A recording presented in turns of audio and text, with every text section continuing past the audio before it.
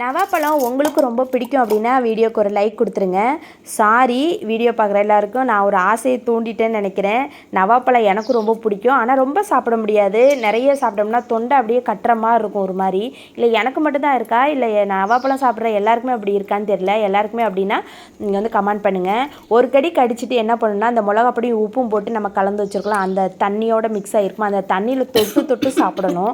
அதுதான் டேஸ்ட்டு. இதுக்கடையில் எவ்வளோ பொறையறனாலும் எவ்வளோ காரனாலும் கண்டுக்கவே கூடாது. நம்ம ஒரு முடிவு எடுத்துட்டோம்னா சாப்பிட்டு முடிச்சிடணும். நாள் வாங்கிட்டு வந்தாங்க, பாதி சாப்பிட்டுட்டு பாதி ஃப்ரிட்ஜில் இருந்துச்சு. இந்த பாதியை இன்றைக்கி எப்படியாவது காலி பண்ணிடணும் அப்படின்னு சொல்லிட்டு எடுத்தேன். ஆனால் வந்து சரி, என் வீட்டுக்காருக்கும் ஒரு 3 அண்ணா வைக்கலாமா அப்படின்னு சொல்லி நினச்சேன். சரி வேண்டாம் அப்படின்னு சொல்லிட்டு விட்டுட்டேன். ஏன்னா நான் சாப்பிட்டா அவர் சாப்பிட்ட மாதிரி. ஏன்னா உங்களுக்குன்னு சொல்லி வச்சிருக்கேன்னு சொல்லி சொன்னாலும் நீ சாப்பிட்ருக்க வேண்டியதானேன்னு சொல்லி தான் பாசமாக சொல்லுவார். அது ஏதோ ஒரு மனசை கஷ்டப்படுத்திக்கிட்டு நம்மளே சாப்பிட்ருவோம் அப்படின்னு சொல்லிட்டு நான் 3ஐயும் காலி பண்ணிட்டேன். வீடியோ பிடிச்சா லைக் பண்ணுங்கள், சப்ஸ்கிரைப் பண்ணுங்கள். பாய்.